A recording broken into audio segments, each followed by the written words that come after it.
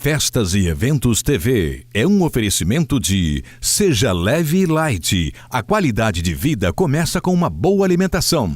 3042-4725.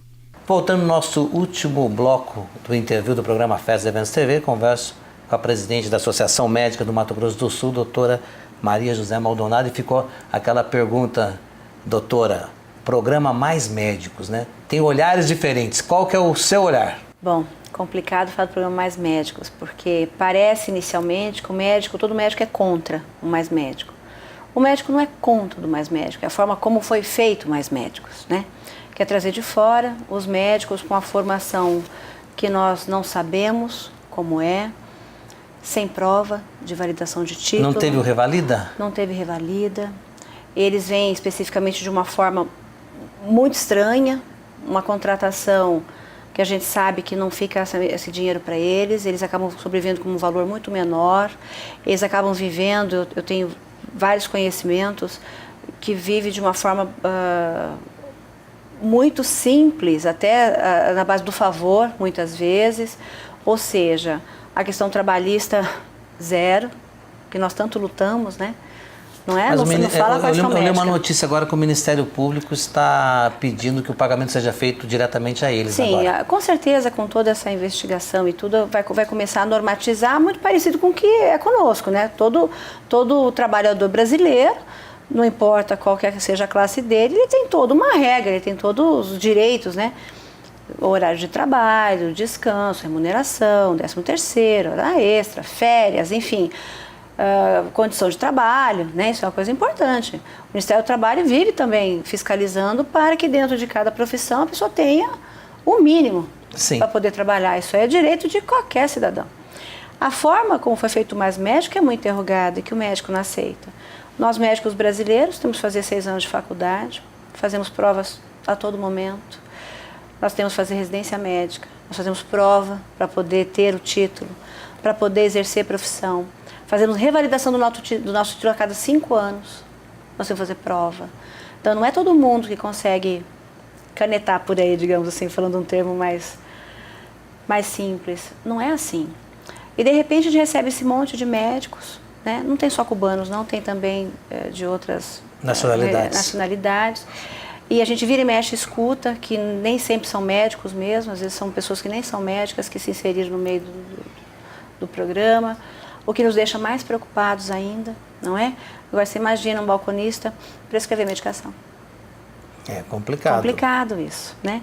Então, a gente não tem controle sobre a formação destes profissionais, sabe? Então, isso que nos deixa preocupados. Mas, então, a forma... Por outro lado também, doutora, eu ouço o governo falar que os médicos brasileiros não querem ir para lugares distantes, né? Que o cara se forma, mas ele quer ficar nas capitais, quer ficar nos grandes centros ou nas cidades melhores, né? Olha, tem isso? Tem. Isso tem por quê? Não é que médico não quer ir para o interior. O médico, ele gosta, uma vez que eu tenho uma fala do Mandetta, muito interessante, que ele falou assim, médico gosta de doente. E é verdade. Então, onde tem doente, ele vai. Só que ele tem que ter condição de trabalhar. Agora, você para o interior, você vai lá para o meio da Mata Amazônia, com o seu esteto no pescoço, o carimbo e uma caneta, o que você vai fazer sozinho no meio do nada? Aí você não tem laboratório, você não tem um raio-x, você não tem um anestesista, você ali é cirurgião, você é você é o traumatologista, você é o pediatra, você é tudo.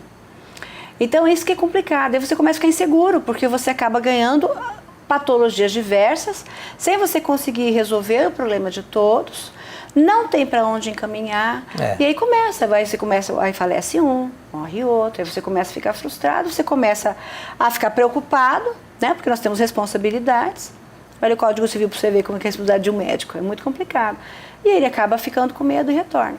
Sem contar que, muitas vezes, por exemplo, o interior oferece bons salários, mas ele paga o bom salário primeiro, segundo, terceiro mês, depois ele não paga mais. Não paga mais? Não paga mais. Isso é a realidade de várias cidades, vários municípios do interior. Com certeza. Eu tive colegas de turma, vários que foram para o interior.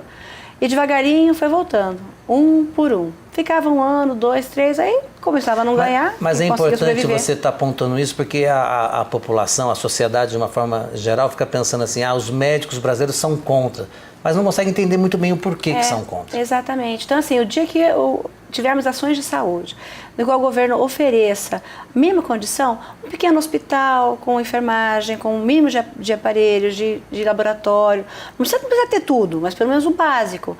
Uma condição que ele possa encaminhar um paciente, que o paciente vai ser assistido e vai conseguir ter aquela vaga para ser encaminhado, já para o hospital terciário, por exemplo, né, que vai ter uma especialidade que, olha, a coisa funcionaria super bem. Para os Estados Unidos, ia ficar tudo lindo, maravilhoso, mas até nós chegarmos lá, falta muito. Mas eu tenho visto por parte do governo bastante empenho para poder resolver isso. E isso também entra na Associação Médica, para poder oferecer ideias, sugestões, porque colaborar. Vocês estão na lida ali, né? Nós estamos na lida. Então, muitas vezes é fácil escutar uma crítica, mas quem lida com ele somos nós. Então, nós sabemos o que a nossa população necessita. As situações simples resolvem muita coisa. E é isso que é complicado, você entende? E tem certos lugares que são esquecidos mesmo no país, não preciso te falar isso, né? Com certeza. Não é só saúde, é tudo. Doutora, para encerrar a nossa entrevista, eu gostaria de saber quais são os projetos. Não, se eu perguntar quais são os projetos, vai virar mais uma entrevista. Mas para onde você vai levar a Associação Médica do Mato Grosso do Sul? Eu pretendo conseguir agregar muito mais médicos que nós temos hoje. Eu tenho uma meta até um pouquinho grande, quero ver se aumenta em torno de 30% dos nossos associados, que não é pouco não, é bastante. Que nós conseguimos ter mais união, para conseguirmos fazer a nossa parte, que não é só assistência. A gente entra muito com a educação da população, ajudar os órgãos gestores. Claro, tem o nosso lado também de dar ideias de melhorias, mas não só a questão de atendimento, a questão tecnológica, ações que nós temos mais experiência, que a gente pode sugerir, que resolveria várias situações. Levar a população à educação, que isso é muito importante. A maioria das patologias é falta de educação. Não educação de sim senhor, boa tarde, nada disso. Educação do bem viver, da higiene, saúde, da higiene, do lavar as mãos, do escovar os dentes, enfim. Exatamente. As coisas simples e que fazem diferença. E que fazem a diferença. Então, isso é muito importante. Eu pretendo muito também implementar a parte científica, que pela Associação Médica acabou ficando um pouquinho esquecido por causa da sociedade de especialidade, né, que acabaram tomando conta mais disso, porque o médico ele tem a obrigação e a necessidade de se atualizar. Com certeza. E nós temos o pessoal do interior, os médicos do interior que têm mais dificuldade. Então, inclusive, eu com o meu diretor científico já estamos planejando da gente fazer visitas também, nós vamos viajar, levando palestrante ao interior, para que ele possa ter acesso também. Fazer a associação itinerante. Mas pensa, eu gostei do nome. Né? Mas é isso mesmo, eu preciso ajudar nisso também. O médico também precisa se atualizar. Sim. Senão fica aquela pessoa que nunca vai em congresso nem nada, ela fica para trás, não tem jeito. Às vezes E é caro para ir também, né? Caríssimo. Vem para a capital tem que ir para os grandes centros de São Paulo, Rio ou para o exterior. Hoje, qualquer congresso. Hotel, avião, alimentação, deixa de trabalhar. Porque quando o médico não trabalha, não fatura, não é? Exatamente. Se ele não tem uma clínica. Exatamente. Não, se ele não tem uma clínica, se ele é profissional liberal, exatamente acontece o que você está me falando, que ele gasta e deixa de ganhar. Quando ele é funcionário público, que às vezes ele tira licença aqueles 2, 3, 4 dias do congresso, que também é uma confusão, né? Sim. Ele fica doente sem atender, quando volta é aquele acúmulo. Mas um congresso dele sempre é muito caro. Não é só passagem, estadia, tem inscrição, tem especialidades muito caras. Qualquer congresso é 4, 5, 6 mil reais. Então, assim, é uma coisa cara. Os livros, para a gente poder estudar, a gente não lê livro. O médico lê livro lá na faculdade, ele lê artigos, ele tem que se atualizar. Sim. Os artigos são todos pagos. Então você vai para A associação pode esses artigos e disponibilizar. Exatamente, é uma das minhas ideias também. Exatamente. Então tudo isso a gente pode facilitar. Eu já tive contato, fui uma reunião há 2 semanas na Associação Médica Brasileira em São Paulo. Tudo isso eu já estou vendo, para que nós possamos passar para os médicos também uma facilidade maior de acesso a esses periódicos para poder se atualizar, porque isso é necessidade, não tem jeito.